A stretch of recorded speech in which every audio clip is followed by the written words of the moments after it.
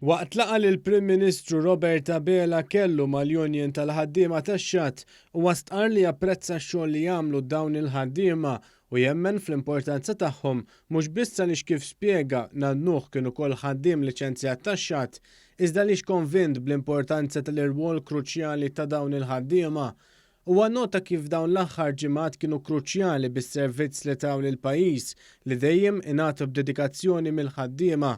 Innota wkoll b'sodisfazzjon kif ir-rata tal-korrimenti fix-xogħol mhix waħda daqstant għolja meta tqis il-periklu kbir li hemm assoċjat ma' dan ix-xogħol.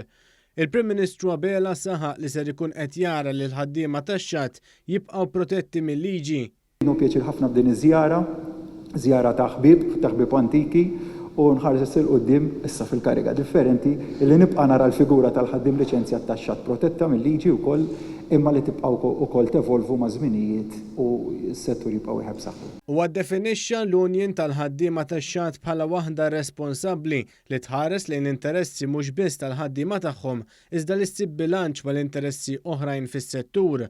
Il-President tal-Malta Dockers Union, Ryan Fava, stqarr kif dawn l-aħħar jiem tal-pandemija il-ħaddiema tax-xatt baqgħu jitħallsu l-paga tagħhom b'mod normali anke jekk ix-xogħol naqqas xi ftit.